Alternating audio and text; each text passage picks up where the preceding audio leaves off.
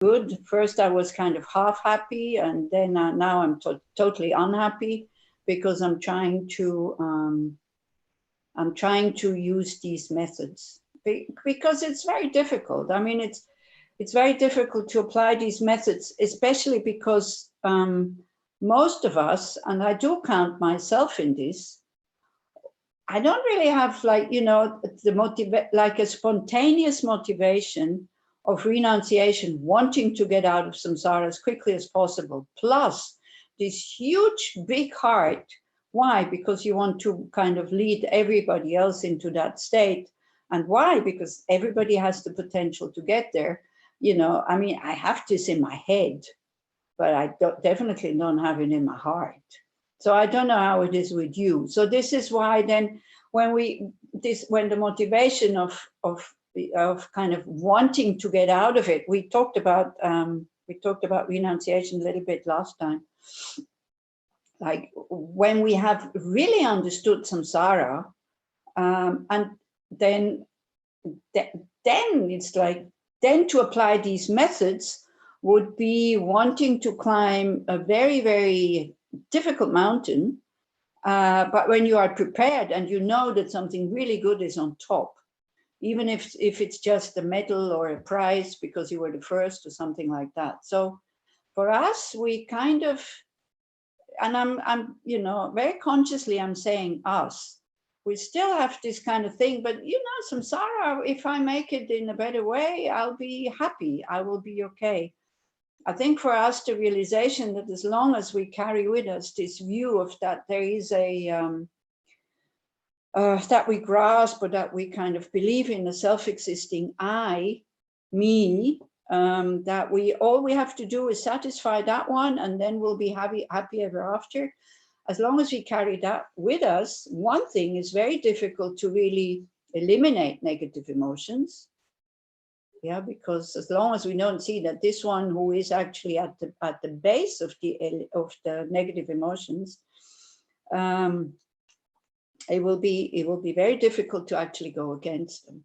Yeah. So, and in order not to start hating yourself, it is really important that you know all this. That Dharma practice, to put it into practice, is not easy.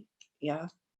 And especially because the motivation that we have is kind of going a little bit the other way. We would like to reach enlightenment. Yeah, I mean, enlightenment and liberation, full enlightenment is very inspiring.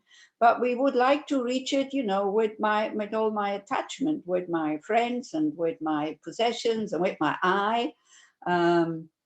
It's interesting to see when you think about impermanence and death, why we're so reluctant wanting to think about it. Yeah. So one thing is because it can be quite scary, but I was really thinking about that quite deeply the last week. But I have to admit, I have a totally wrong kind of almost gut feeling that it is, I will go to another good rebirth. I don't know where I take this from, because if I look at the state of my mind sometimes, and if I see how I react to certain situations, then, I mean, I don't know why I am so sure that life will just continue the way it is right now, with, having access to Dharma teachings, being able to study, maybe finding teachers, finding nice people like you that I can practice with and all that. Is a totally wrong gut feeling that I have. Yeah. And then probably, I still remember Geshe Topton when he was, probably none of you knew him. He was one of the main meditators up behind Tushita, up on the hill in these huts when you go to, what's it called up there? Above Dharamkot. What's the pass called there? Gosh, my memory, I tell you, Maya, help me. Triund. Yeah, right, Triund. When you go to Triund, there's huts up there. So he was one of the main meditators up there, and sometimes he used to teach at Tushita. And the way he taught, like if you would practice, you could see that his teachings were very profound because he talked from experience. If you didn't practice, sometimes people got, beginners, the beginner's arrogance, they kind of got really bored and said, yeah, well, I know all this, this is really simple. It's like, yeah. But then he was looking at us Westerners and he said, well, yeah, I know you Westerners are not afraid of death. And then in your life, you just do whatever comes into your mind. But then at the time of death, you freak out because you don't know where to put your mind. You don't know what to do. You never kind of thought that everything that you build up with so much, so much effort and so much hardships, you will have to leave it behind, because this is what we trust, isn't it? At the moment, we don't really trust the Dharma. I mean, if you say, no, I'm different, then please, this is why I said, please object. But if we look, when we're having problems, then we blame it on not having enough money, not having a job, having not a healthy body, not having good friends, all these kinds of things. We hardly ever blame it on our own mind, saying, I don't have enough love, or, I don't see things as they are. I am attached to the wrong things, or whatever. So we put a lot of effort into what is called these 8 worldly interests, like to have comfort, to have security somewhere, to have friends, to have a good reputation, to have a good job, and all this. And as we are doing this, we can actually create quite a bit of negative action, negative karma. Yeah, and so, but none of this, what most of our efforts go into, none of it we can take to our next life. Everything we trust for our happiness and security, we have to leave behind. Everything collapses at the time of death. So then he said, well, I know you don't believe in rebirth, so that's okay. So you just do whatever you want to do with your life. You don't really care about your actions. You don't check whether they're negative or positive. And then he said, well, and then at the time of death, you freak out. So you're not afraid during life. You're not afraid of death. And then he said, we Tibetans, or the ones who practice, they are afraid during their life of death, and then they practice, and then they prepare for death. And then when death comes, at least they know what to do and they can die peacefully. Okay. And then he said, yeah, no, you don't believe in rebirth. But then he said, if you live a life as if there is rebirth, meaning you abstain from negative actions, yeah, not out of fear, but out of compassion for yourself, because we all know if we abstain from negative actions already now, we have a happier life. Negative actions, it doesn't make you happy. It might give you a short moment of happiness, when the lie was believed, or when you are able to take something that is not really yours, or you don't have to pay something that you need to pay. But deep down, it doesn't really create that kind of happiness that we want. Yeah. So I say, even if you you believe in rebirth, and if there is no rebirth, then at least you led a life that was meaningful, because you didn't harm anybody. You were careful about not following your negative emotions. You checked your actions, whether they are positive or negative, or helpful, beneficial, and whatever. But if you don't believe, and then if there is no rebirth, well, it doesn't matter really, because then what matters is the life that you had now. So I think with this, it is really important that when you abstain from negative actions, it's important to feel good about it, and not to feel like being stupid or the friar, or to feel as if you lost something. Yeah. Because there's nothing to gain there in the negative actions. Maybe short term, but who cares about short term? But then he said, well, if you don't believe in rebirth, and then you do whatever comes into your mind during your life, and then there is rebirth, and he said, well, then you will get a big surprise. And he burst out laughing. So that was Geshe Shitokten, who was one the meditators. And as you know, this is why also some people think that Tibetan Buddhism is really boring and is really depressive, because they talk about suffering and they talk about death and they talk about all these kind of things. But I think if we start to integrate that in our life, your life can become very joyful, funny enough. Yeah. Because then when there is suffering, when there is dissatisfying things, we're not going, we're not rejecting them, and we're not going, but it should not be like this, because we have learned, but this is the nature of my existence. The suffering of pain can come any moment. The suffering of change is there all the time. Whatever I find pleasure in, after a while, it disappears. And then I have to change. And then the the all pervasive conducive suffering. This is like carrying with me, with this body and mind, 24 hours a day, the potential that whenever the conditions outside change, it can turn into suffering of pain. Yeah. I thought that's very dissatisfying. So when you see this as unnatural, then you reject it.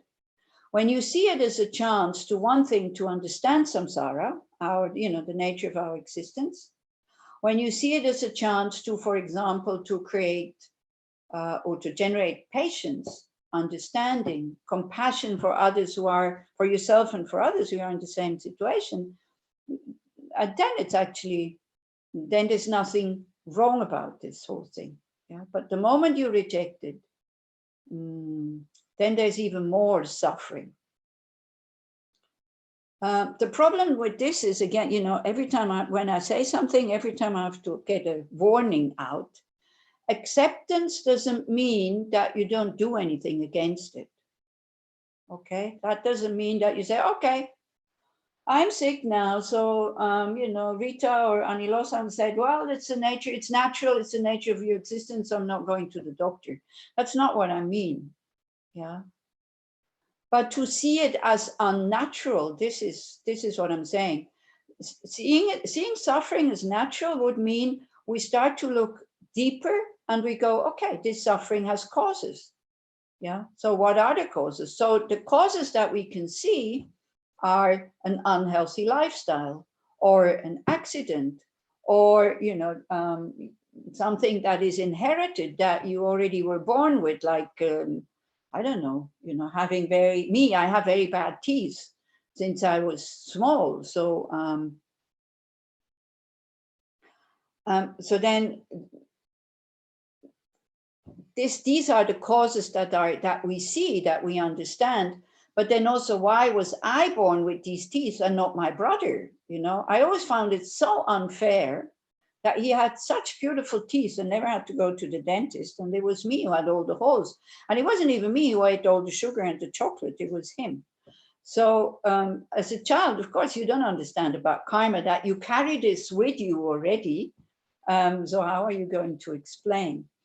But so when we start to trust also karmic consequences, that through our actions, we create imprints that then at one point they will ripen, then we can put this together and we can see, okay, suffering has causes. So then we check, can I do something about these causes? And if we can do something, then by all means we do. Okay, so this is why one talks so much about suffering, because when we talk about, I know that having compassion for others and all this is very inspiring, and it opens the heart and is very beautiful. But as long as we don't understand our own suffering, then it's very difficult to understand the suffering of others.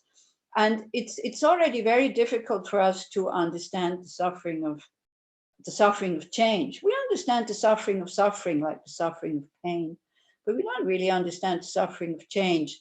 And we definitely don't understand the all pervasive conducive suffering. Yeah.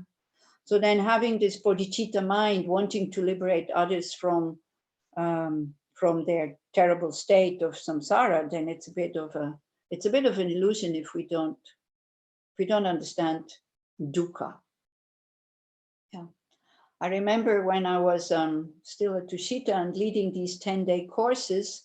And, you know, I mean, this is, I can only recommend Tushita or Kopan actually, because especially if you are a beginner, because when you listen to Dharma talks here and there and there and this, and then you don't know how to put this together, yeah, because you don't really see the steps that you should make, and the basis is also missing. But this is where you get it. So you have like 7 days of teachings where they teach you the whole path, and then 2 days of reflections on these topics.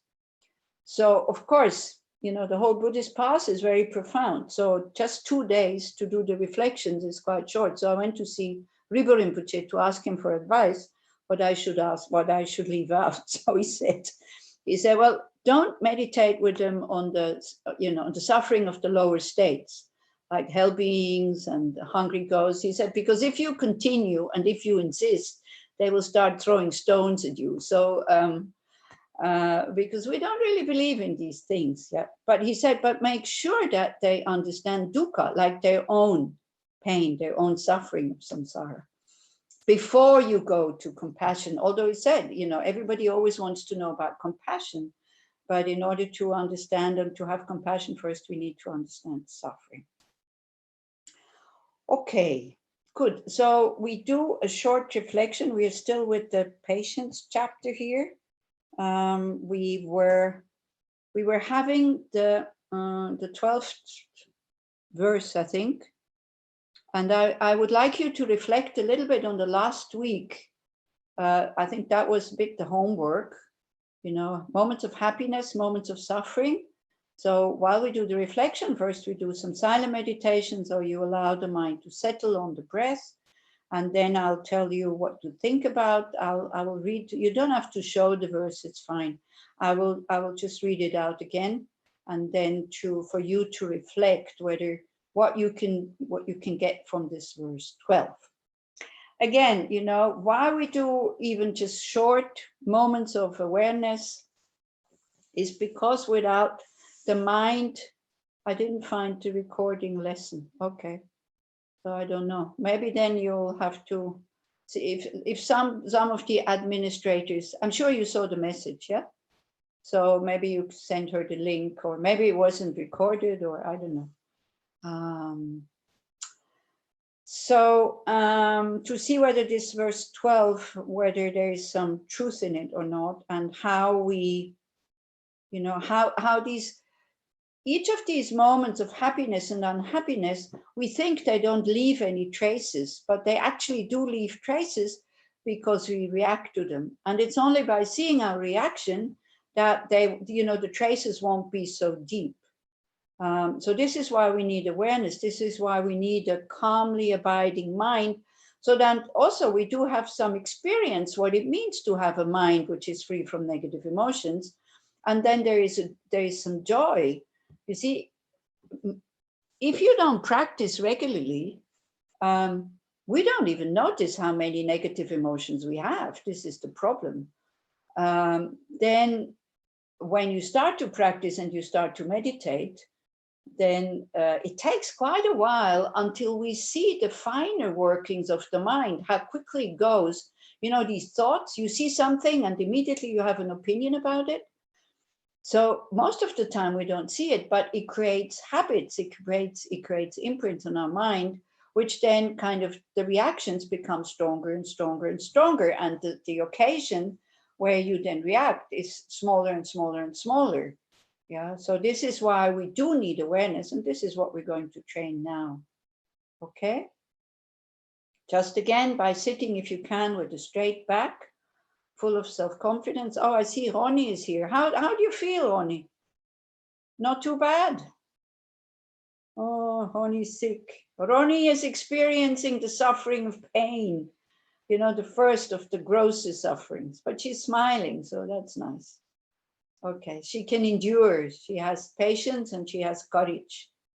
Okay, because we can also, you know, just go to bed and feel miserable, which doesn't really take away the pain. It just makes it worse. These are the next verses that then will come. Okay, so you try to sit with the straight back, full of self-confidence. Again, you know, if you would have to imitate somebody who is full of self-confidence, how would you sit? So try to sit like this. Try to express self-confidence, absolutely fearless, absolutely calm, and totally awake with your body. Close your eyes, connect to your body, and try to sit like this. And try to see if it has an effect on your mind. Usually they go like open chest, not pulled up shoulders, being totally straight with the back, but not stiff. The head just resting on the neck, so it's slightly inclined forward. Your elbows a little bit extended from your upper body, so that relaxes or opens the chest. Around the eyes, around your mouth, totally relaxed. Don't hold any tensions there.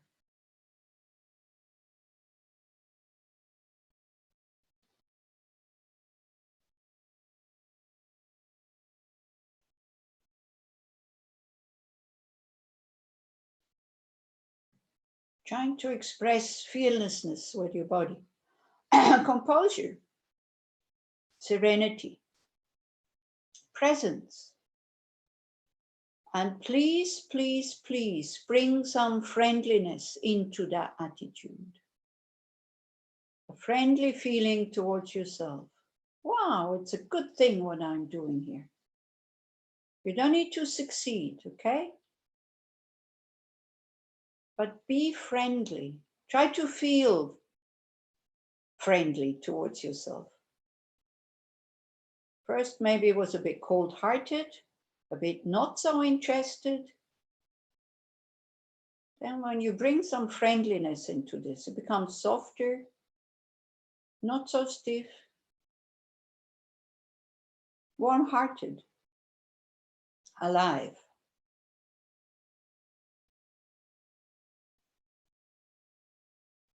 And then you just watch your breath. Or if you have another object of meditation, then you take the other object, that's fine. Just be aware of in-breath as in-breath, be aware of out-breath as out-breath. Nothing complicated, try to be very simple. Whenever the mind moves away from the breath, don't be frustrated, don't be upset. The moment you see that the mind is not with your breath, it's already back on the breath. So it's okay. And with the friendliness also kind of push a little bit. Like we have to push to keep the awareness on the breath. Don't allow the mind to be too open, too relaxed. And you will feel that also making effort in trying to keep the mind on the breath, that also gives you energy. Makes you more awake than when you're too relaxed. It's a very, very fine balance, you know, how to hold the breath. So try it out. Friendliness, but also a little pushing, effort to keep the mind on the breath. And you just do that for a little while.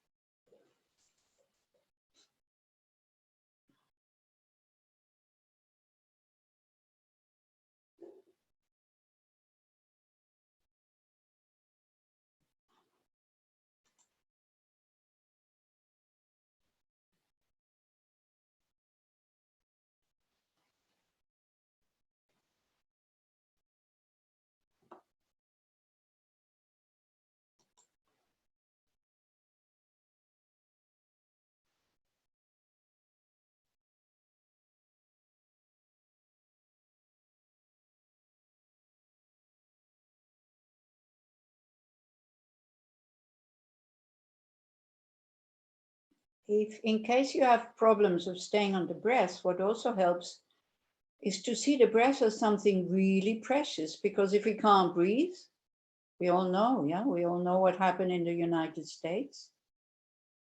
If we can't breathe, we die.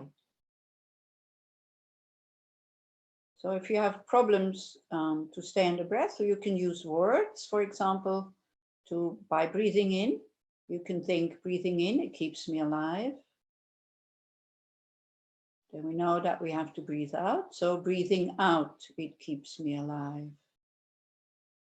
And then there's also mental factors of appreciation to be able to breathe. See, we can bring in so many positive factors into the meditation, so then it becomes less difficult. Breathing in keeps me alive. Breathing out, it keeps me alive. It might help, just try it out. There's so many things we can kind of take to make it a bit easier. To be more focused.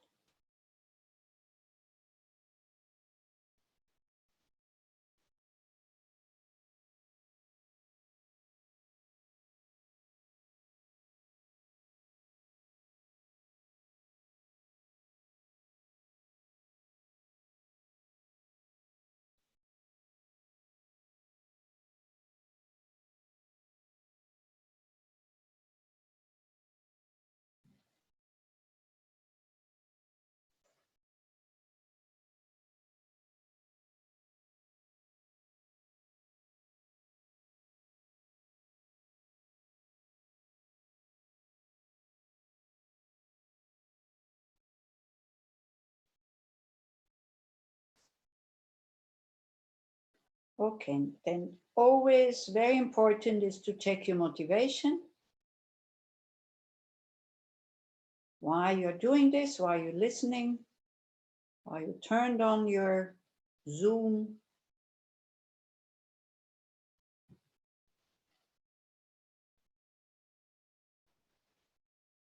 So then, of course, one motivation can be just for ourselves. Maybe I feel my mind is not calm. I'm slave of my negative emotions and you're disturbed by that. So that's okay, but try to make it a little bit wider, because also then the negative emotions have less power if we're not just doing it for ourselves. By thinking, if I have less negative emotions, if I start to understand the mind, then also it will be easier to be with me for my friends, my colleagues, my family. And to think about these people again with the friendly feeling, your companions on this path, your companions in this life, your neighbors. We're all sharing this planet, for example.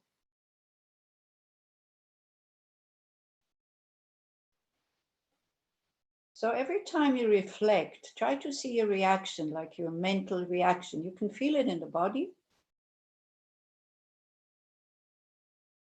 This is how we get to know ourselves. This is how we get to know the mind. Or let's say the reactions of the mind, by observing with the calm mind. When I think about my neighbors, my companions, my friends, my family,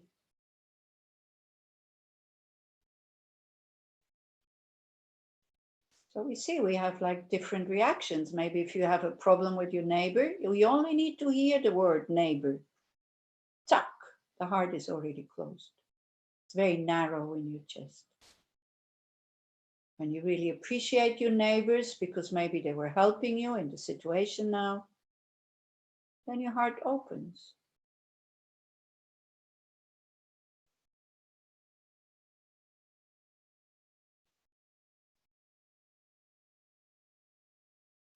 So we try to have an open heart. This was also one of the verses. We try to have an open heart towards all beings, by understanding that we're all exactly the same. Everybody just wants to be happy. Nobody wants to suffer.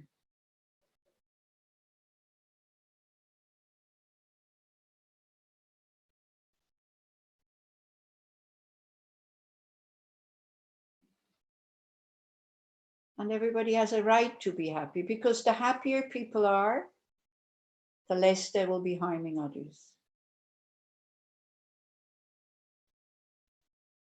So we ourselves, we cannot make them more skillful in being happy.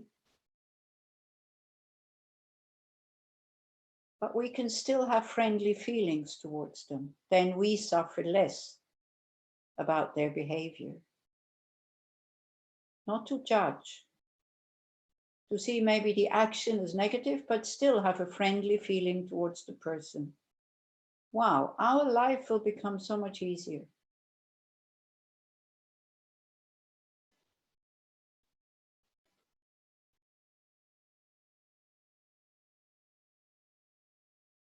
So the motivation could be, may I meet everybody with an open heart.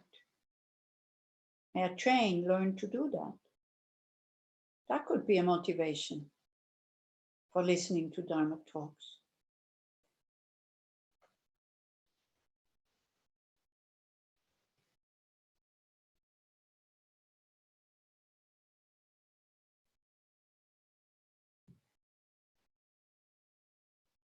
Then, of course, if you are familiar with Dharma, with the Dharma teachings, then it's, I want to get out of here.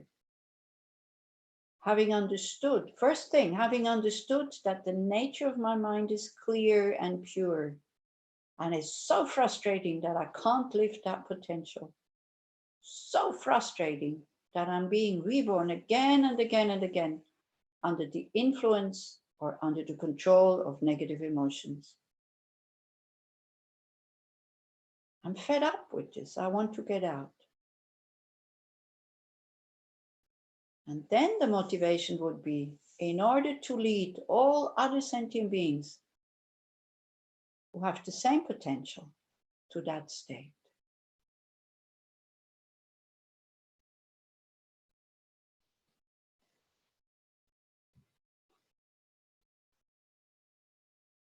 So you check, what is your motivation? And try to see which motivation kind of feels spacious, friendly, warm-hearted. Because very often when it is just for ourselves, there's a lot of fear. And we become very lonely when we only think about ourselves.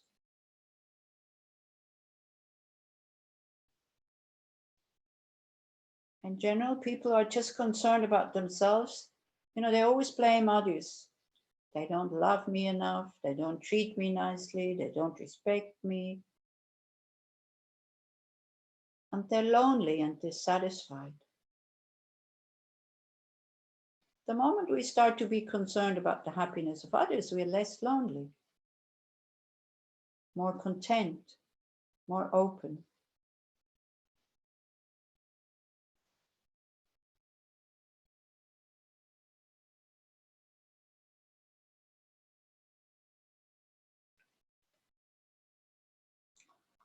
Okay, so then when we know our motivation, then the reflection would be, you reflect a little bit on last week. So the verse that we looked at last week was, the causes of happiness sometimes occur, but the causes for suffering or dissatisfaction are very many. So try to reflect a little bit. Try to remember moments of happiness first. Yeah, we start with the good things first. Moments when you were everything was totally okay. You were happy. And then try to see the thoughts, kind of, what was the cause for that happiness? Try to see that in general, we kind of determine one external cause for our happiness. They treated me nicely. I got what I wanted. Somebody got punished that I think should be punished, or something like that. Whatever. Remember the situation and try to see where, my mind, in my thoughts, where was the cause for this?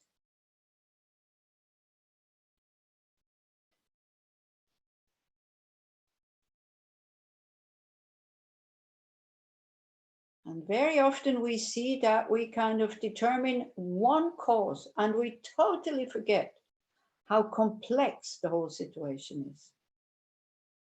How many, many conditions need to come also at the same time for us to be happy.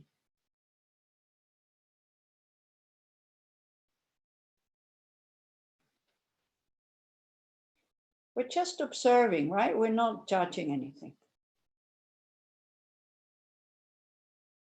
Just looking, where do I think the happiness comes from? What was the cause for my happy moments? And also try to see how you feel when you remember these happy moments.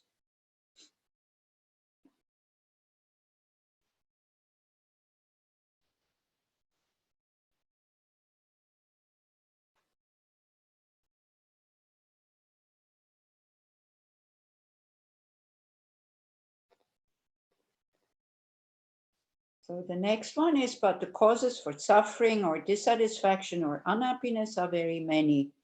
So try to see if you remember more moments of unhappiness, frustration, dissatisfaction, suffering than the happy ones. And again, try to see, where do you put the cause? Whom do you blame? What do you blame? And can we really understand the whole complexity of the situation?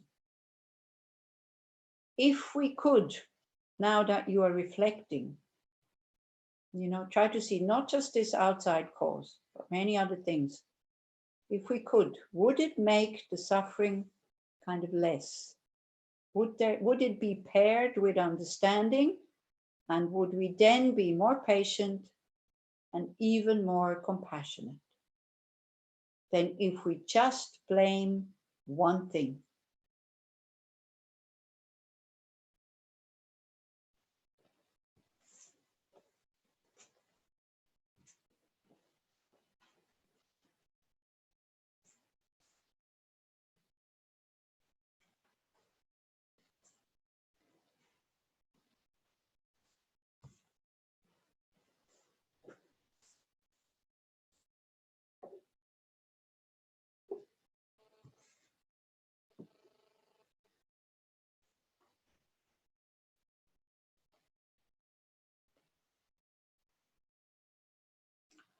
Okay, so as you remember your moments of frustration, dissatisfaction, and happiness, then we look, or we think about the next two lines that we looked at. Without suffering, there's no renunciation. Therefore, mind, you should stand firm. How firm was our mind? By looking, by understanding samsara, by understanding the workings of samsara, which is called dukkha and klesha, meaning there is suffering, it has to be understood. And the next one, and those are the causes for the suffering. And therefore, it is possible to stop the suffering completely by eliminating the causes.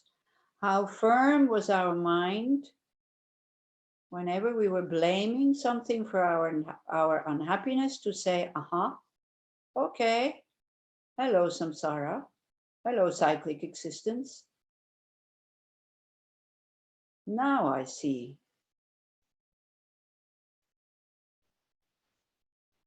Suffering is, there's so much, it's so easy to be dissatisfied.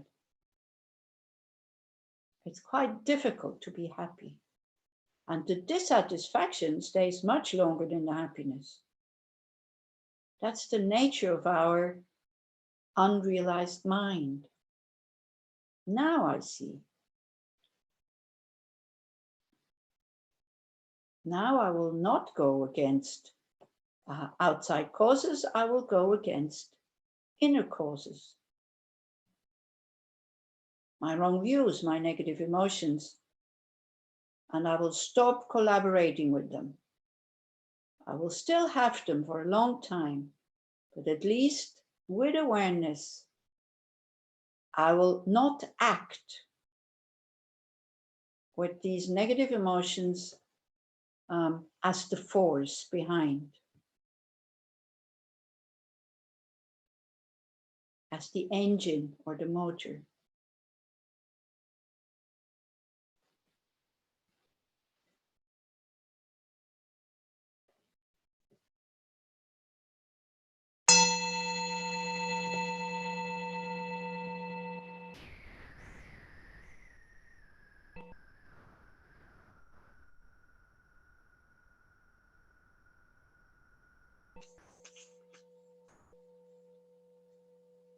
Okay. Did you notice something? Did you want to say something? Somebody? You know, you can just touch the space bar and then say whatever you want to say. How many had, okay, we can have hands. Since you're too shy to talk. Did you see, would you agree with Shantideva when he says the causes of happiness sometimes occur, but the causes for suffering are very many? Would you agree with him? Much easier to find suffering, yeah? Nature of samsara. Then, you know, it's very interesting to see that when we reflect and we remember happy moments or unhappy moments, that in general, spontaneously, we just put one cause. You know, they were nice to me, or I got what I wanted for the happiness, or this neighbor made a lot of noise, and these kind of things. And we rarely really go deeper and look at the whole complexity of it. You know, whether that act of kindness, whether it makes you happy or not, it's not just the act, it has a lot of different conditions. Now I need your help, okay? So you can participate a little bit. What other different conditions do you need so that an act of kindness makes you happy, for example?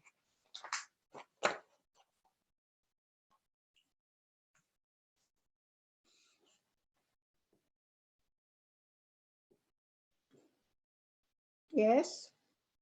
Hello? Did you understand the question? Was the question not clear? Yeah? Was it clear, the question? Yeah? Yeah, you know, somebody is nice to us, let's say, okay, somebody praises us. You made a dish, or you made a cake or whatever, and somebody says, wow, that was really delicious. So then there's a moment of happiness, yeah? Yes, no? Yeah, okay. So there's a moment of happiness, and then we just think, oh, well, the moment of happiness comes because they said that the cake is nice. Yeah, what was nice? What other conditions do you need to go with this? Yeah, we think that's enough. Somebody says that that this was nice. So what other conditions need to go with it?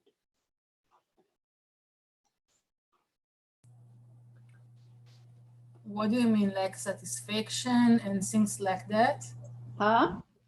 You mean things like satisfaction? For example, yeah. Happy feeling, you know, and somebody praises you. I know that when I'm in peace with myself, so everything is make me smile and happy, and it's how to say it in English, matzim. How do you say in English matzim? The word matzim, increase. It's increase everything, and when I'm a little bit down, so it's like something nice that make me believe, not believe, believe all the time, but to see again the color more nicely and to see everything more nicely. It's like bring some smile. I don't know how to say this. No, it's nice. So it's like, you know, the happiness increases when we're already feeling okay. So that's one thing. Yeah.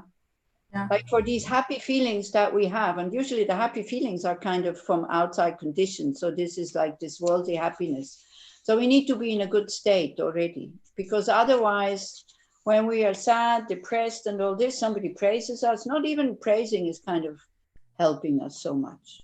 Yeah, if we don't believe it, because especially like with, you know, the example of the cake, if I know that the cake was really not good, Then if somebody tells me, oh dear, it was delicious, and I myself, I'm like, ooh, that, you know. So then I go like, why are they saying this? That's one thing. But one other big condition that you're happy about somebody praising you is that you like the person. You know, when somebody is kind of, or an act of kindness, you need to like the person, because if you dislike the person, you can't accept that act of kindness. Do you have people that you dislike? Okay. I can tell you something today in the kibbutz that happened. Okay. Yesterday, there was a gala, a concert of Keshet Eilon that they want to raise some money to help them because they don't have work. So I organized the kibbutz to be in the Zoom and to support them. And today, one of them comes to me, and it's someone that I really, really, really don't like. And he tell me, okay, we got the message. Really, yeah, really, 4 times. Wow. Yeah. Okay. And I said, wow, Dalit, it was so amazing. I'm so grateful. It was one of the time that all the community being together for something good. And when he started to say, I said to myself, oof, what you want from me? And then I said, wow, he said such a good things. And then I said, okay, look at the moment. Don't look with all the story around. Yeah. Okay. So then I could like it. Okay. Even that I didn't like the person. Okay, that's a sign of a good Dharma practitioner. Somehow known your voice. Who are you? I can't read. You said it's a PC. Dalit is speaking. I'm sorry. Yeah, it's Dalit. Okay. No, great. That's fine. And now I got it. That's fine. I knew that I know your voice, but I couldn't put face to it. Okay, so that's good. So that's a sign of somebody, a spiritual practitioner, you know, being able to take the praise of somebody, even though you dislike them, by saying, okay, he liked it, so that's it. And then the heart opens, so that's a good thing. Yeah. And also with, you know, when suffering comes, that we usually put the blame on some outside, a person or a situation or this and that. And we don't see the complexity of the whole situation. And especially we don't see that happiness and suffering come from positive actions from the past. I mean, this is the theory of karma, and it's very, very difficult for us to accept that because it doesn't look like that. Yeah, they say whatever pleasant feeling you have is a ripening of an action from the past. Last life, this life, whatever unpleasant feeling you have is a ripening of a negative action from the past. It has to be like this because otherwise it would either just be random or there's no law, there's no order to it. Because if the pleasant feeling would come from the contact with the object, then the contact with that object would always have to produce the same pleasant feeling. Do you understand what I mean? But it's not like this. If the pleasant feeling comes just from the contact with this object, it should always give us a pleasant feeling. If the unpleasant feeling comes through the contact with this, as Dalit said, this unpleasant person, we couldn't change this because cause means you cannot change it. That's it. Yeah, the cause, the substantial cause. But that's not the case. So there has to be something different. So then we go like, okay, it's just random. Yeah, sometimes makes me happy, sometimes not. But as I'm saying, there's many different factors that go with it. Your state of mind, the situation, what happened to you before or yesterday or whatever. And all this goes very quick in our mind without us noticing it. Yeah. And then slowly, as you start to practice awareness and meditation, where you see how quickly the mind is going and how quickly the mind is putting an opinion to whatever it sees. You know, I mean, when I came here a little bit later, I saw a person of colored skin, and I had this thought, colored skin, and I saw it, and I went like, so what? He's a human being, you know. Usually we don't see all the opinions that the mind is making when we are out there and being very busy, because we're totally distracted. Yeah, and then, as I'm saying, it leaves traces. So how was it with the renunciation during this last week? How many times did you think, shit, I want to get out of here? I want to get out of samsara. How many times? Well, Maya, at least every morning when you take refuge, no? Yes. Yeah. Uh-huh. And when I do my practice also. Yeah. So we shouldn't just, not just when things go bad. Usually when things go bad, we think like, oh yeah, I want to get out of here. It's really not good.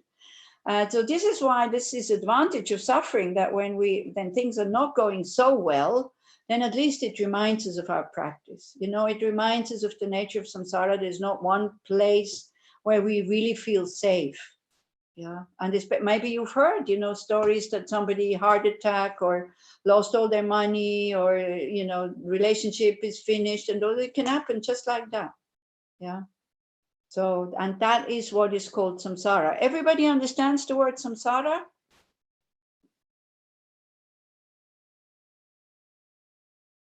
If nobody says no, I'm going to ask somebody to give me the definition.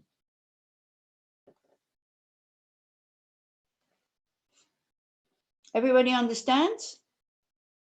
Okay, Tipi, what is the definition of samsara?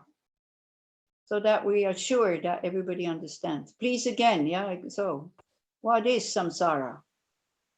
Is being reborn again and again without a choice. Yeah, that without choice would be random. There is a choice, but who is making the choice? It's done through karma, but I don't have I cannot choose in an aware way. Yeah, choose is good. But there's a controller. Who is controlling it? Or what is controlling it? The karma that ripens at the time of death. The karma and our negative emotions, or, under the control of our negative emotions. This is what samsara is. Taking on again and again and again, because Sigal said the cycle of life. It's more rebirth, like being reborn again and again and again and again. Taking on this body and mind, who is in the nature of suffering. It is not that is constantly in pain, but it is very fragile, and it's much easier for the body to suffer and the mind than to be happy. In order to be happy, we always have to do something. If you want to have pain and suffer, you don't need to do anything. You just stop breathing and that's it. Or you just don't move anymore, or you just stop eating. Yeah.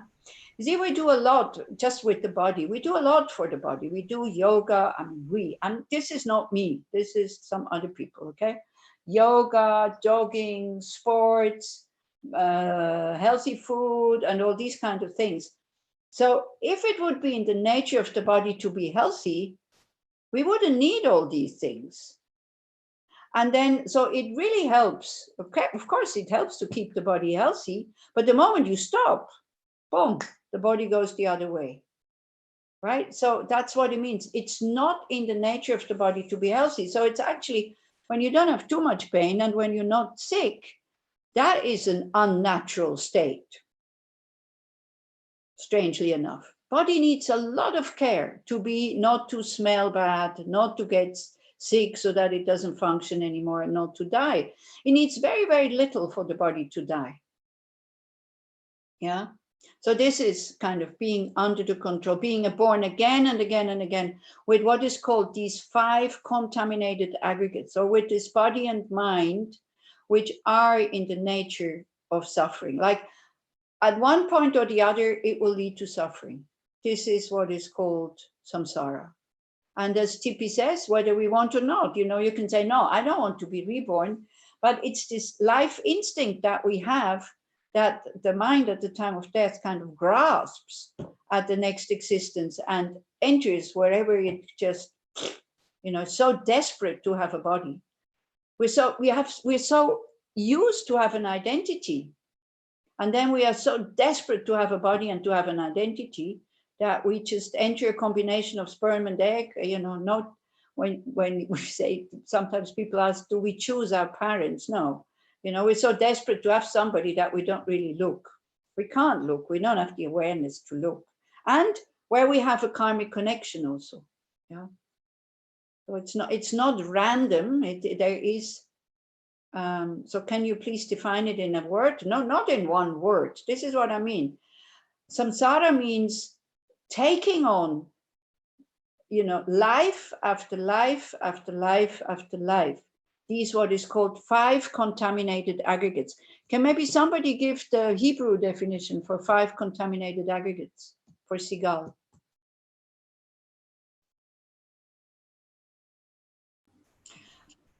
In one word, maybe whatever we touch turns sour. Whatever we touch falls apart. Whatever we build up, at one point, we have to leave behind. So much effort goes into building up comfort, family, friends, knowledge, and all this. Then we start to get older. Already in getting older, it starts to fall apart, Beautiful body, very attractive, very fit, very healthy, very good memory, a lot of knowledge. All this, we work very, very hard to get it. And already in old age it goes. And then at the time of death, it's gone. And then what? We get born again as babies, and then we have to start again. Yeah, does it, Sigal, does that say what samsara is? Like, also what I could say maybe for samsara, which might help you,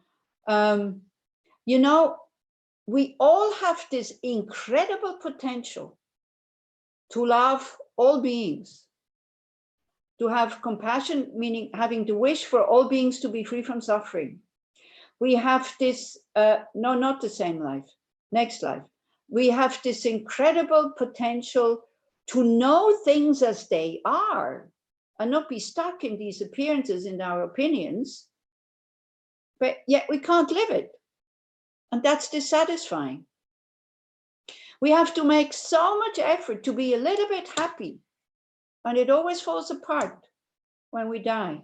And then we have to start again, It's like building sandcastles next to the ocean. Yeah, a lot of effort goes into building like a very beautiful castle. Then the wave comes, which in life would be death. Zoot, castle is gone. And next to it, maybe, maybe somebody needs help. Maybe a bird has kind of a broken wing and he's drowning in the waves. But we're so busy with our sandcastle that we're not saving the bird. Because we very often, naturally we have this feeling, first I have to be okay, and I have to look after myself, and my family has to be okay, then I will start looking after others. Which is, in a way, it's true, because that is also what Buddhism says, but we look after ourselves by refraining from negative actions. Because if we do a lot of good, but at the same time creating a lot of negative actions and hurting other people while we're doing good to only these guys, we create a lot of negative karma, which then again, we get born into a very difficult situation. So samsara means we are under the control of our wrong views and our negative emotions. Or does anybody think that you have control over your negative emotions? No, we don't. Is that satisfying to be controlled by jealousy, arrogance, fear, anger, frustration, irritation, miserliness? Is that satisfying? But Rita, Yeah. you give us antidote for this. Yes, of course. Give us antidote, so it's not the same, like same. Of course, there's antidotes, and we should use them. This is why we practice the Dharma. But at the moment, even, after 30 years of practice, I'm still under, even if I apply antidotes, I'm still under the control of these negative emotions. Because the antidotes that we are using, they are just kind of they kind of maybe take away the power a little bit of those negative emotions, but still, because we have all these imprints, they still arise and arise and arise and arise without, we have a verse that says that, without being asked. I'm not saying to my anger, oh, come on, please come, you know, or I can say in the morning, I can say, today, I'm not going to get angry. Do you think that is an antidote for not getting angry? Tarit? No, I mean, I Yeah. will say it differently. It's a rise, this emotion, they arise, but then I'm really used a lot of method that you teach us.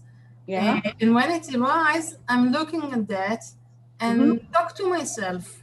Yeah, that's good. And try to, sometimes I give it for a day because I really think that this is good for me to give it for one day. But usually not. Usually when it arises, I look at that, speak to myself. It's a moment. I don't need a lot of time for that. And then it goes down. I don't feel it anymore. Yes, of course, it goes down. There is no times that it's happened worse, but it goes, it goes down, but the next one still comes up. Yeah, for sure. That's what I mean. You know, that's what I mean. We're still under the control of these things. Yeah, like samsara. That is samsara. Yeah, we can't just say, okay, finished, goodbye. That we will only start kind of getting rid of these potentials for them to come up when we have understood emptiness directly. When we have seen that this I, this me, does not exist the way that it appears. Okay. So let's go to the next verse, maybe. Is that clear, like more or less here, like with this verse 12, with the causes of happiness and what it means to renounce, what it means to, you know, to say, I've had enough of it. I want to get out of it. I don't want to be reborn again and again and again under the influence of selfishness and grasping and believing in an I. But you can start, you know, creating motivations as this is why we meditated on the motivation when we started. You can say, wherever I am going to be reborn, may I be of benefit to others. Or even in the morning, you know, getting out before you go out of the house by thinking, may I be of benefit to others. May whoever today hears me, sees me, touches me, thinks about me, talks about me, may it only be of benefit to them, for example.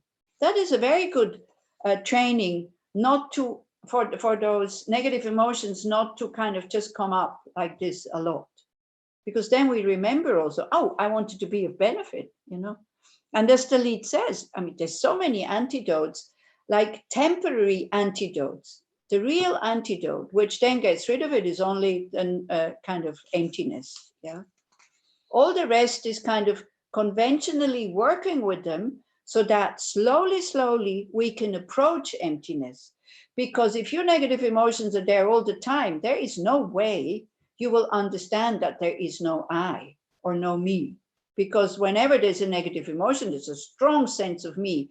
It really reifies this I, me, I'm angry because they do this to me. Yeah? Is that clear? Yeah, okay. Yeah, or not?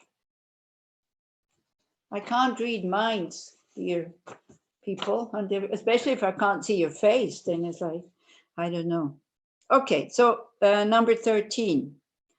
So how can we, you know, here it talks about patience. So then it talks about not reacting so much to when things don't go the way you want them to go with anger. It doesn't mean not reacting with reason or not reacting, you know, with compassion. It means patience means not reacting with anger. Yeah. So I think we had the definition of anger. Anybody? Sorry, the definition of patience. Anybody remembers what the definition of patience is?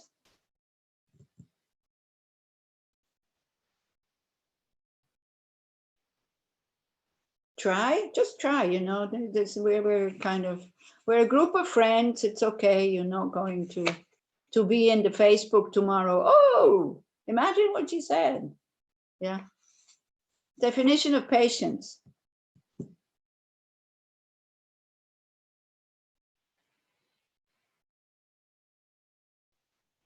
A mind state that at all costs does not want to harm. Because anger wants to harm, even if it's indirectly. You see, anger, when you're angry at somebody, is kind of, you're kind of a little bit happy when they are not so happy. Yeah. This is how you can detect anger. Yeah. And definitely you cannot bear when somebody comes to praise that person. Then you have to give them your opinion about what they are, really. Because then you go, you don't understand this person. You don't know this person. That's what anger, when anger is very righteous also. Anger has to be heard. Yeah, this outbursting anger. You can also have inbursting anger, then you stop communicating. Yeah. Have you ever noticed when you're angry at somebody or because of a situation, how this need to tell somebody about this whole thing? If you just stay with the need a week, yeah, the need goes, you know, then it's not so important anymore, and you haven't created the negative karma of talking badly about somebody. Yeah, of criticizing somebody. Sometimes we have this strange idea that if we talk badly about other people, that they will change. They will not change. If you have to, you know, how will they change? And also we don't have to change other people. They have to, if they come and ask, how do you think I could do better? Then we can say, but otherwise, in general, we kind of leave them alone. But we have this obsession wanting to change other people so that they can be happier. Of course, I'm not even saying it's a negative intention. Yeah, it's a good intention because we can see how they are creating their own unhappiness. Usually that's not what the Dharma is all about. The Dharma is all about how to change my own mind and to start to understand my mind. But at least, you know, when somebody is harming us, that we don't react with anger, because very often when somebody harms us, we think anger is justified and we can harm back. I mean, this is the common view in the world, isn't it? It's, you know, the Dharma view that no, don't react with kindness and with compassion, not with anger. That is not the world view. The world view is, well, they started it, so I have a right to hit back, isn't it? Even in the court, it goes like that. Even the law is like this, you know. So if you have that view, then that doesn't accord to the Dharma. And it needs courage. It needs courage not to react with anger. Yeah. To have this, when you feel anger arises because somebody's harming you, it needs a lot of courage to say, no, I'm not going to harm back. I'm not going to react. I'm not going to say that nasty word. I'm not even going to follow my nasty thoughts. It needs a lot of courage. So the next verses that come explain a little bit the three kinds of patience. Because practicing patience or having patience, don't forget, okay, here we are practicing patience. Shantideva is not telling us to have patience. He's teaching us how to practice patience. I don't know if you remember, at the beginning, he starts talking about the disadvantages of anger. Yeah, so it's good to go back to these first few verses again and again and again in order to see the disadvantages of anger. Do you still remember some of these disadvantages? Can you tell me? Can you tell me one of them, two of them, three of them? Yeah, it makes you stressed, not healthy. The blood goes everywhere to, you know. It's one of them. Yeah, another one.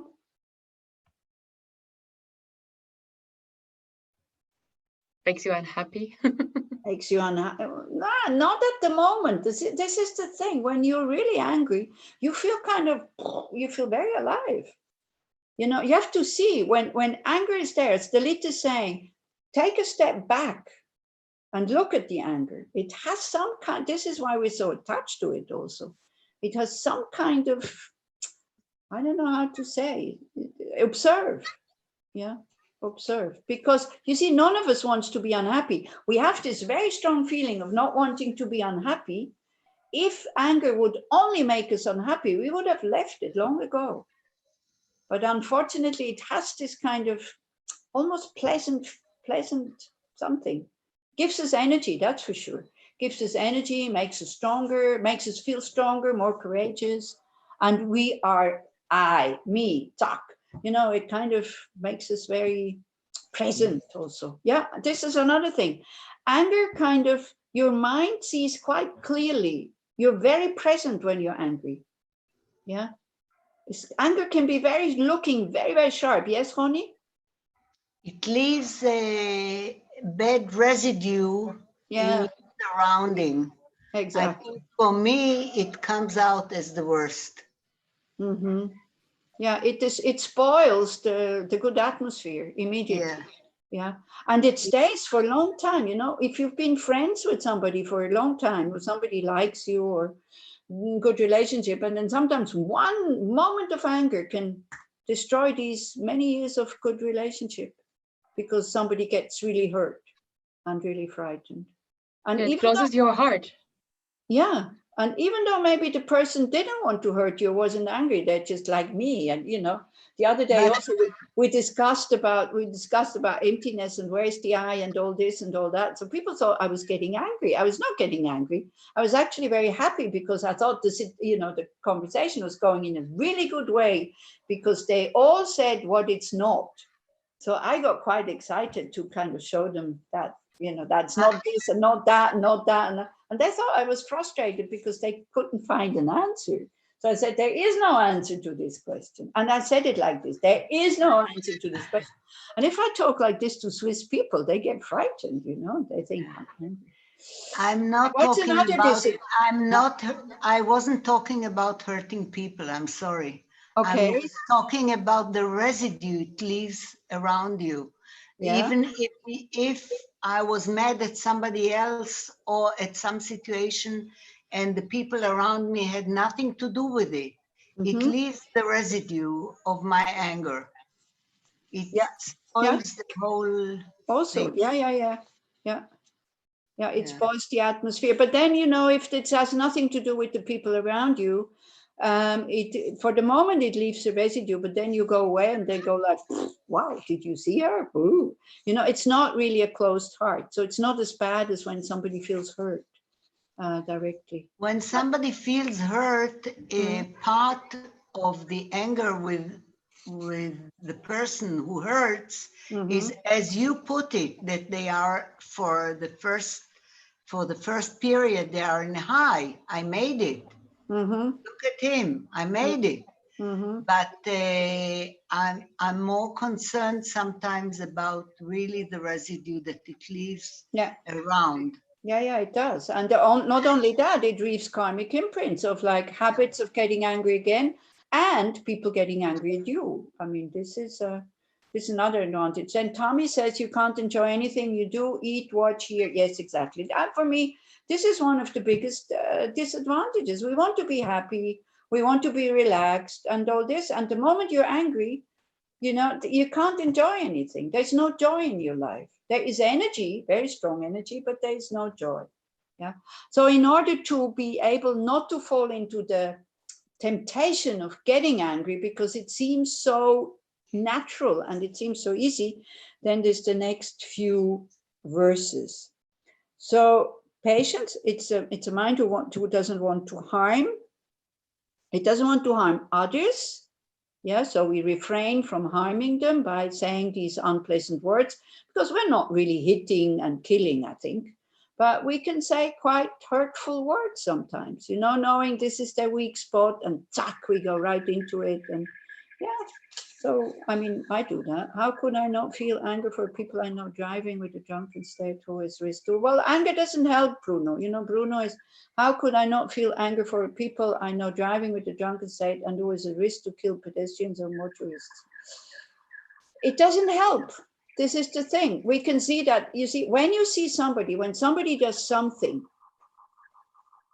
then you go like this, what they do is not right. You don't need to get angry in order to see that this is not right. I will never do this. And then you will see your anger against these people is actually going down. When you go, I will never do this. Now, you might not drive around drunk, because I don't even know if you have a driver's license, because I stopped driving, so I don't have that danger anymore. So it's quite easy. But sometimes when I go, wow, what they are doing, this is not right. I will never do it. And then I notice, oops, I'm doing this also. Yeah, so anger doesn't, anger feels so natural, but what does it help? It's just childish. It doesn't make them stop driving. If you can make them stop driving, by all means do. But your anger, being at home and seeing them, or being on the pavement. But it's such an Bruno is very good what you said. It is such a natural rational reaction, and we say, how can you not get angry? You can, by having compassion and by seeing them and thinking, hopefully they're not going to hurt anybody. Hopefully they understand that this is not a good way of doing things. Because otherwise, when you see how people behave these days, how selfish they are, I mean, you walk around being angry all the time, isn't it? So many beings just care about themselves. People, I have to say, when you look, how the jungle is being destroyed in Brazil, like everything cut down, how just because of profit, like the whole nature is being destroyed and all this. I mean, you'll be angry all the time, but it doesn't change. Much better to generate compassion. Does it make sense, Bruno? Yeah, okay. But it feels natural. Anger feels natural, but it's not. It's a trained reaction because we are powerless. Very often also we get angry at somebody when we see that they're doing something that is harmful or that we don't agree with. We get angry because we're powerless. If you have power over the person, you just say, hey, stop. And then they stop. No need to get angry.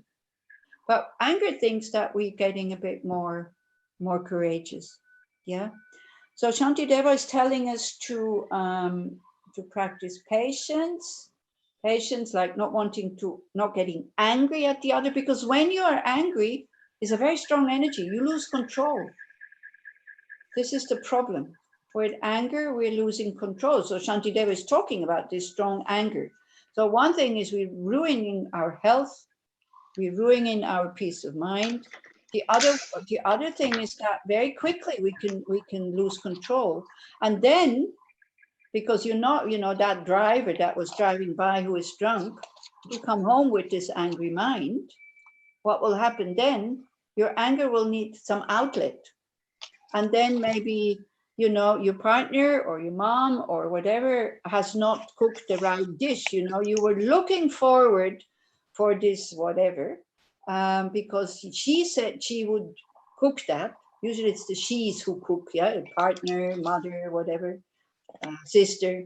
And you're looking for, you're angry, and then you kind of console you. So you're looking forward for that dish because she promised, and then you come home and she said, oh, I'm really sorry, I didn't have time to cook it, or even worse, I didn't feel like cooking it, And then this thing, I didn't feel like cooking it, is like you explode into her face. Because of this anger that came from that drunken driver, and you also having expectation that in order to console myself, there will be this wonderful dish at home. And then if she would say, I couldn't find the ingredients, that's kind of okay. But if she says, oh, I didn't feel like cooking, it's too much work, then you go like, you selfish, rah, rah, and I was so looking forward to it. Have you ever accused somebody not doing what you were looking forward that they would do? Okay, so why getting angry at them? Whose fault is it that you are angry? Whose fault is it? Our expectations. Your expectations, So if you look at the expectations also, because we have so many expectations, we get angry so quickly. But if you have expectations on one hand, You're kind of fantasizing how wonderful this would be. I tell you, this happiness is much better than afterwards having it. So when you don't fulfill somebody's expectations, you could say, oh, but you had a happy time while you were expecting it. Now it's not here, so it's okay, but you were happy while you were expecting it. That would be intelligent, you see? But you can tell that to yourself, don't tell that to somebody else. Yeah, when you're disappointed, you can go, oh, but I was happy looking forward to it, so that's okay. Now it's not here. It would finish anyway at one point. Yeah. You see this whole thing also about, we have this strong yearning for fulfillment, isn't it? And other people, we make other people responsible for fulfilling us. They can't. We can only fulfill ourselves by doing meaningful things. There's another thing that Shantideva also tells us to be like with patient, not to harm yourself by being impatient. And we are harming ourselves, for example, when we rehash the story again and again and again and again and again. Yeah, this is a way of not being patient with ourselves and harming ourselves when we get stuck in that story. I mean, it happened maybe 10 years ago, or even yesterday. Even if it happened yesterday, it's finished. Yeah, but we kind of carry it with us. You know, the poisoned arrow that actually didn't hit you. It was aimed at you, but it was shot and didn't hit you, but you pick it up, you know, the arrow, you pick it up and you go like, wow, what a nasty arrow. And we go like, oh, yes, it hurts. Yeah, by redoing the story again and again and again and again. Do you know such an example? Do you know such a national example? Yeah. Where second and third generations suffer because of that poisoned arrow who is not being shot anymore. Do you know what I'm aiming at? Do you know what I'm aiming at? Can somebody tell me what I'm aiming at? I dare to tell you these things because I think you know that I really love Israel and I like Israelis and all this. This is why I dare to say that. I think the Holocaust. Yes, thank you. Holocaust again and again and again and again and again is picking up the poisoned arrow. And this is why second and third generations still suffer, not being able to let go. Yeah, but it doesn't mean that you say, oh, it's okay, it happened, it's finished, that's it. No, what happened is not right and it should never happen again. But again, what does it depend on if you're a Dharma practitioner? You know, the enemy who is so strong that they're able to inflict that on other people is just a condition, is not the cause. The cause is our own doing with our own mind. And it's not a punishment. Karma is not a punishment. Karma is a consequence. Why is karma not a punishment? Because in Buddhism, there is no creator God. There's nobody there who can punish you. There's nobody there outside of you who has the power to punish you. There's no omnipotent God. So how can you be a punishment if there's no punisher?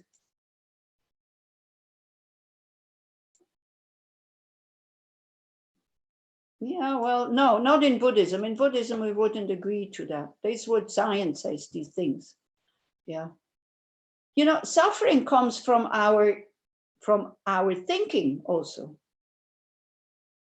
How we think, what we do with the situation. And this is where it's like prison. I can understand the power you think it gives you. I've been there, not anymore. What do you mean? What is like prison? Anger or what?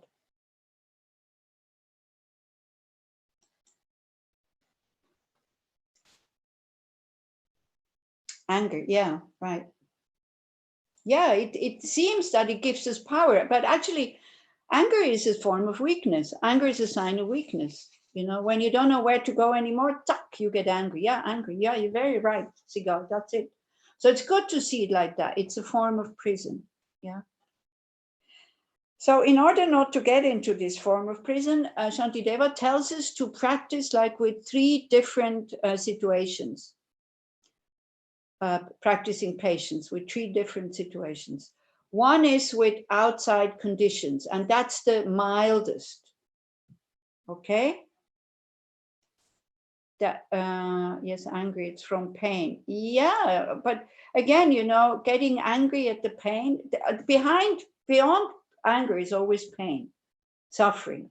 Yeah, it's always suffering. It's not happiness. You see, if we would be happier people, we would have compassion for these people who make others suffer, because we know that they will suffer as well. We just talked about the disadvantage of anger. So why getting angry at somebody who is angry? Because we know that they have disadvantages because of their anger. But this is our normal reaction. So it needs a lot of awareness, it needs a lot of studying, it needs a lot of watching your own mind, what is happening when you're angry, in order to be able to say, no, I'm not going to react. I'm not going to say. The reaction will be there. This is what I said. Yeah. But try not to make the reaction or the power or the energy of the reaction into an action, like a word or a phrase or criticism or this and that. And try not to turn it against you. This is another kind of thing that happens with anger, that we turn it against us, that we swallow it and like this. Yeah. Okay. So these three kinds of patience is patience with outside conditions, and we'll come to this, and then patience with people that harm you, not to retaliate, and patience with the Dharma. That if you try to do Dharma, or like if you do spiritual practices and you want transformation, it will take a long time until something transforms, not to give up. So you see, with patience is like not to give up, to be able to relax in the situation, not to get angry, not to become a closed heart. All this is patience. Not to be yourself, to be in your natural self when you are happy, when you are relaxed, meaning open. Yeah. Does that kind of make sense? Again, it's difficult to use words because this is experience. Yeah. Anger is not, you know, when you understand the situation is really dangerous, you are very concentrated, but you're very calm. When you're angry, you're not calm. You might be concentrated, you might be focused on something, but you're not calm. Your energy is too strong. Somebody wanted to say something. Sorry if I cut you. Who wanted to say something? Yeah, I just wanted to say that when we were talking last week about, you know, self-love, I was thinking that anger, usually when we have pain or we have fear, that this is how we react, you know, as a defense mechanism. And then when you have love, when you apply love for yourself as well, for this place that's scared within you, then I think we are able to deal with these things better. Definitely. And anger decreases. Definitely. Definitely. This is why it's so important that we start to accept ourselves the way we are.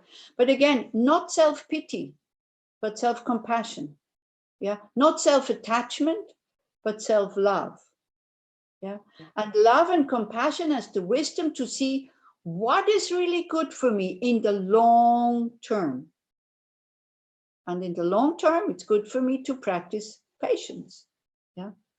Okay, so for verse number 13, I don't know if you want to show it or if I just read it because I have the verses here. Who is the administrator here? Who is the controller? Yeah, Gal told me to say that her internet goes on and off all the time. Okay. She's very sorry. She has this problem for today. Yeah, so that's this. I also had this afternoon, I had no internet. So I was thinking, oh, yeah. And then a message came from the company that it's fixed. So it's like, but it was the whole area who had no internet. So I'm thinking, okay, free evening, but there it goes. The hope was kind of shattered. no free evening. But no, it's like, you know, I'm very grateful to you that you listen to me, because it gives me a lot of energy also. And okay, so number 13, it goes like, if some ascetics and the people of Karnapa endure the pain of cuts and burns for no reason, then for the sake of liberation, why have I no courage? Because you need courage in order to practice patience. And it goes together. You need courage not to give in to anger, because it hurts. You know, like the anger is the energy, it wants to get out, it wants to do something. And so you need the courage to say no. And as you have the courage to say no, it increases your courage. So that's another big advantage of patience, is it will enhance your courage to bear things, just to stay there and just to bear them, by knowing many things, knowing they are impermanent, knowing if it is unpleasant, you are exhausting negative karma, negative potential, yeah, because it's ripening. And if you're not reacting with patience, you create many more of the same kind. You see, so when we say, like, sometimes you hear saying, suffering is purifying negative potential, negative karmic imprints. Not necessarily. It makes them ripen, you know. When you suffer, negative karmic imprints ripen. But it doesn't mean you're purifying them, because you could be creating a lot more at the same time while you suffer, when you reject the suffering, or when you're angry at the person who has become the condition for your suffering. Purifying, really purifying negative imprints, you do when you apply the 4 factors, like, you know, recognizing, regretting, taking refuge, generating bodhicitta, doing a positive action to counteract it, and then making a strong determination not to fall into the trap of the negative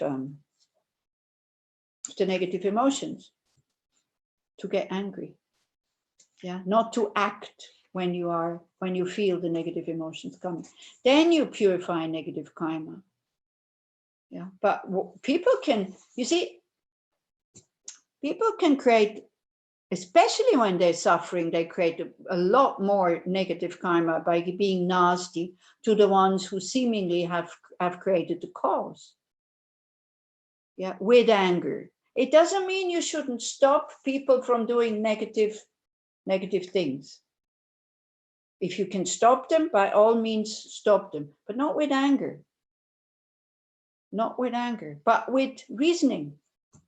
Yeah, with power, with reasoning, with intelligence, not with anger.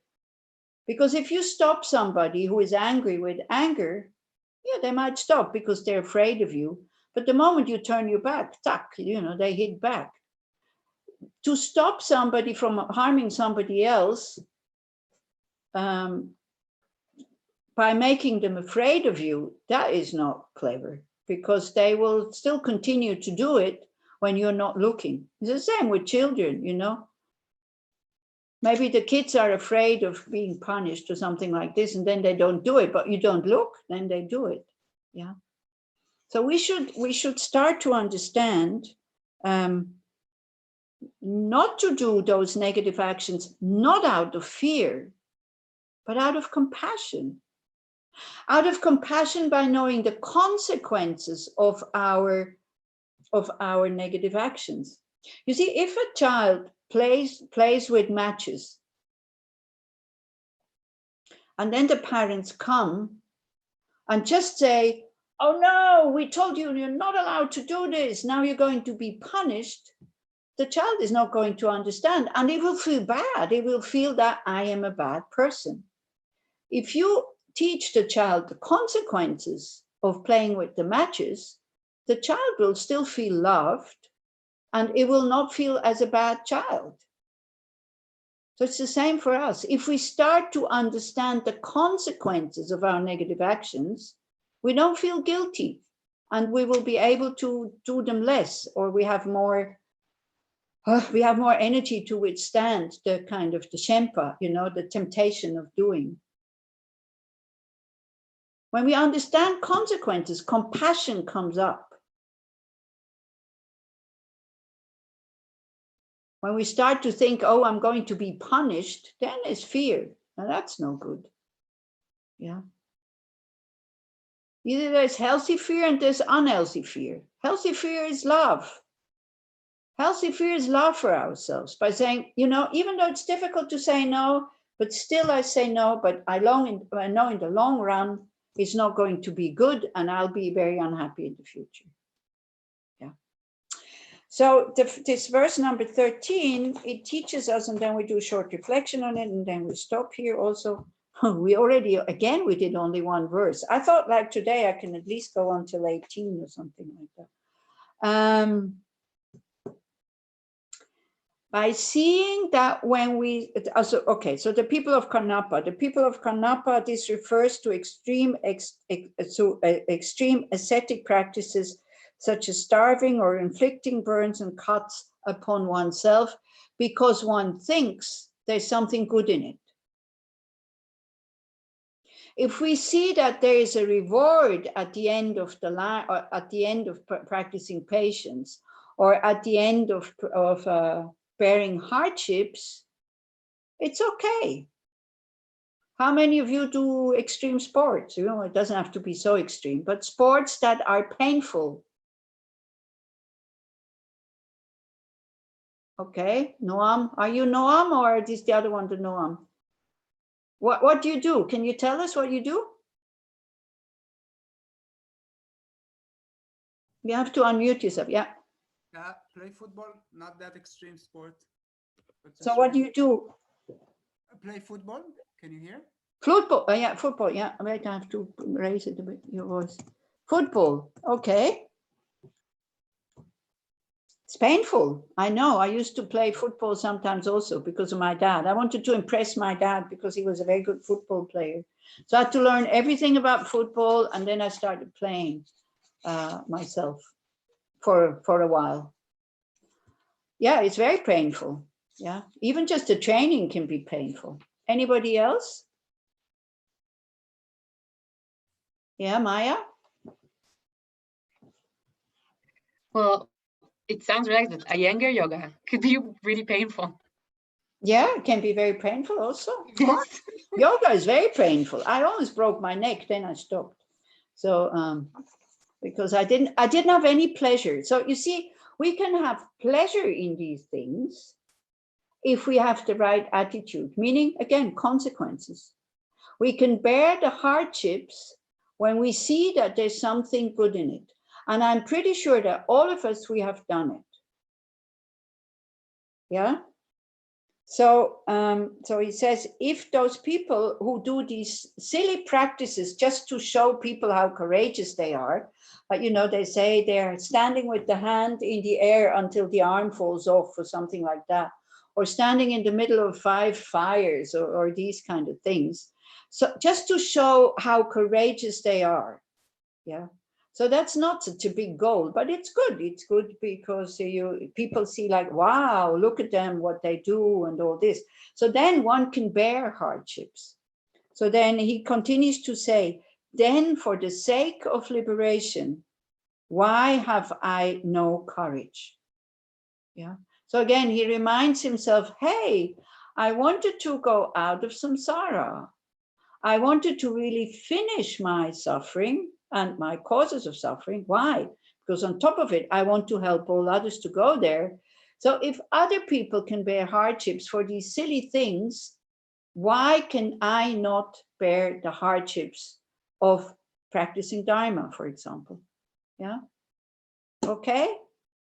So we will do a short reflection, and you will have to remember when you were able to bear hardships, pain, hardships, or practice patience, when you thought there is something good in it. Just to show us that we can do it if we have the right attitude. And here the right attitude would be to seeing the disadvantage of anger, to really study it, and to see the advantage of patience. Because patience will lead to liberation. Without patience, it's impossible. And patience, as you know, is one of the 6 perfections. If you want full enlightenment, then you need patience. You need to practice it and you need to perfect it. Okay? So then as we do this reflection, try to go there, try to go in that situation and try to see just maybe the physical hardships, but the mental state that is behind it, and try to experience that mental state. Do you understand what I'm saying? Do we do that?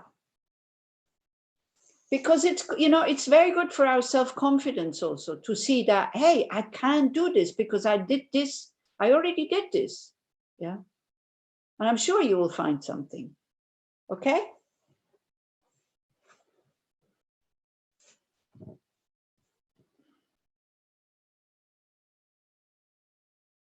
Okay, so again, you sit with a straight back, connect with your body, and for a short time, you put your awareness on your breath by calming the mind, focusing it.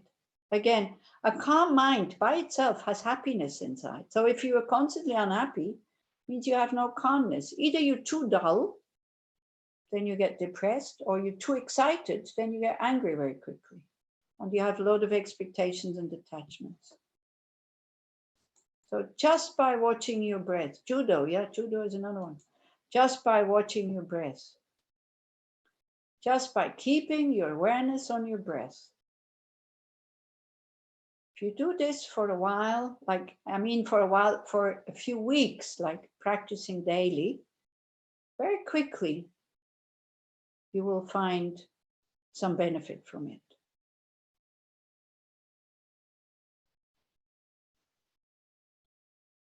So maybe that's for you, for some of you, that's a good example. Remember your first meditation retreats, especially if it was Cuenca.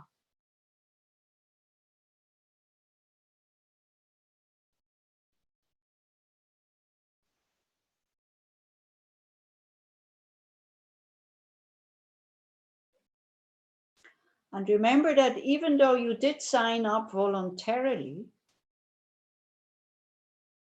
nobody forced you to go there. But still, maybe on the 3rd or the 4th day, the thought comes up, what the hell am I doing here? I can see some of you smiling, so you know what I'm talking about. For those others who don't know what I'm talking about, try it out.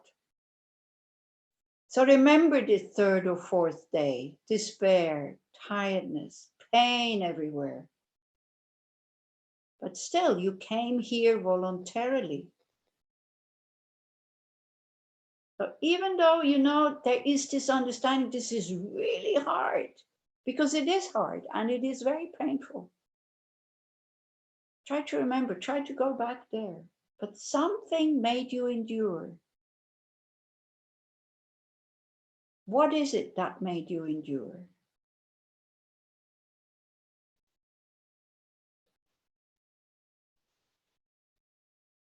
Try to find out yourself. What made me not run away? And if you can't relate to the meditation course, find something else, which was really hard. But you stayed, you didn't run away. And try to see the state of mind now when you remember that situation. And even, you know, the state of mind then. What is it that made me endure and made me not run away?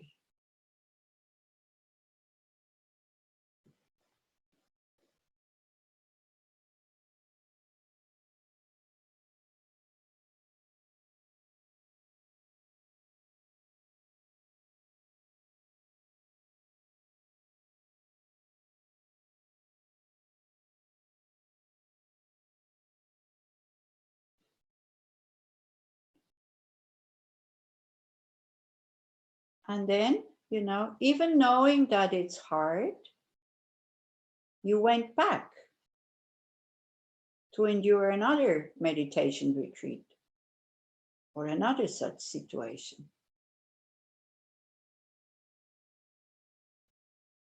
Voluntarily. If we would have been put into this meditation retreat as a punishment, forced by somebody, we would definitely never have gone back voluntarily. We would have felt miserable for the whole 10 days, and we would not have been able to break through the self-pity mind who says, I can't bear this. In a meditation retreat, it's the group energy that makes you endure. Because you see others can do it, I can also do it. And then you can feel that actually enduring hardships makes me stronger, makes me much more content to finish something that is difficult than to do something that is really easy and just pleasant.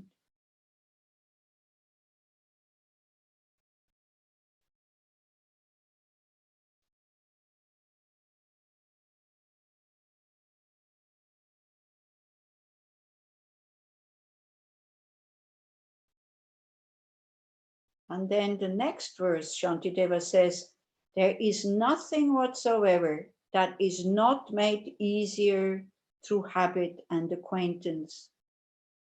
So through becoming acquainted with small harms, small hardships, I should learn to patiently accept greater harm. So by understanding that enduring hardships makes us stronger, more content, having more self-confidence, less fear, then whatever now comes the next week, make a decision. I will remember what Shantideva says. One thing, I can endure it. It will not kill me. And it will make me stronger. I accept this hardship voluntarily for the sake of liberation, my own enlightenment, and then the enlightenment of all beings.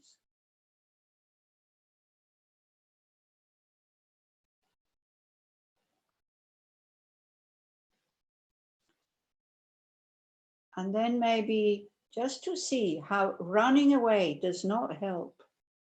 Remember a moment where you were when we did run away, when we did give up. Doesn't create any satisfaction. It increases the fear.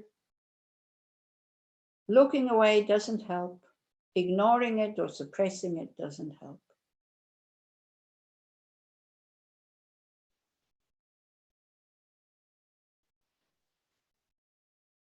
So strong determination, whatever hardship comes my way this week,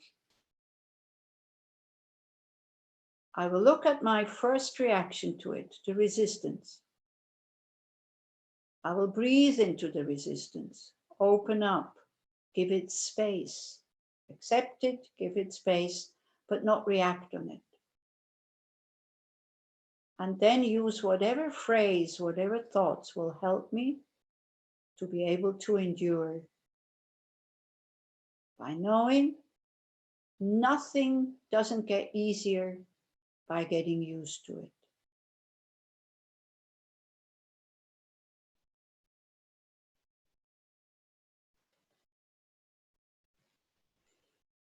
And then we can dedicate all the positive energy that we have created by talking to each other, discussing these things, thinking about them, reflecting on them. And we all be able to develop that muscle of patience, which has a lot of love and compassion in it. It's not indifference. It doesn't mean gritting your teeth and waiting until it's finished. It means opening up the heart and the mind and understand why the situation is the way it is. So that with this understanding, we can stop creating more imprints for more suffering. By that, making progress on this path, which can be very joyful, but has hardships. and by enduring these hardships, attain liberation and finally full awakening, so that we can lead all other sentient beings to that state where everybody can live their potential of immeasurable love, or universal love, universal compassion, and universal wisdom, because that is our nature. It is our birthright. May whoever sees, hears, touches me, thinks about me, or talks about me, may it only be of benefit to them.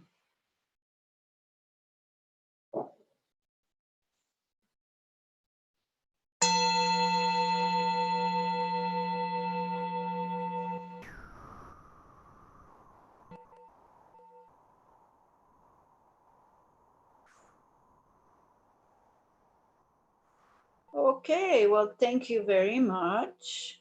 And so do you understand the homework?